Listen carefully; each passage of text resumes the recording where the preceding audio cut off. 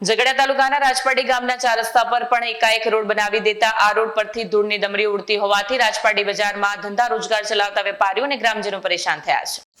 ઝઘડા તાલુકાના રાજપાટી ગામના 4 રસ્તા પર પણ એકાએક રોડ બનાવી દેતા આ રોડ પરથી ધૂળની ડમરી ઉડતી હોવાથી રાજપાટી બજારમાં ધંધા રોજગાર ચલાવતા વેપારીઓ અને ગ્રામજનો પરેશાન થયા છે। આ ધૂળ ઉડવાના કારણે લોકોના સ્વાસ્થ્ય સાથે ચેડા થતા હોય તેમ લાગી રહ્યું છે। રાજપાટી વિસ્તારમાં ઉડતી ધૂળના કારણે બજારમાં ખરીદી કરવા આવતા લોકોને ફ્રૂટ, શાકભાજી અને ખાણીપીણીની ચીજવસ્તુ ધૂળવાળી ખરીદવી પડે છે। તેનાથી ગંભીર બીમારીના શિકાર બનતા હોય છે। આ બાબતે સ્થાનિક જાગૃત નાગરિકો દ્વારા લાગતા વળગતા તંત્ર અધિકારીઓને યોગ્ય કામગીરી કરવામાં આવે તેવી માંગ સાથે વિરોધ વ્યક્ત કરવામાં આવ્યો હતો। હું રાજપાટીનો રહેવાસી ગણેશભાઈ વસાવા આજે રાજપાટીથી ઝઘડા સુધીનો રોડ બદતર હાલતમાં છે અને વારંવાર આ રસ્તા પર અકસ્માત પણ રોજના થાય છે એમ ને મારે આ સ્થાનિક તંત્રને એટલું કહેવું છે કે આ રસ્તાનું યોગ્ય સમારકામ થાય અને જે આ ડસ્ટ ઉડે છે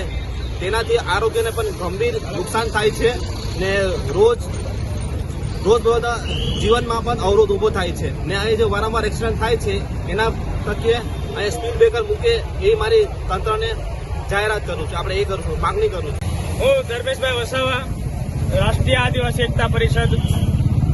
આજ રોજ રાજપાટી ચોકડી ખાતે ભગવાન બિરસા મુંડા પ્રતિમા પાસે જે અમે આ મીડિયા સમર્થ અમે જે ઇન્ટરવ્યુ આપીએ છીએ એટલા માટે ઇન્ટરવ્યુ આપીએ છીએ કે અહીંયા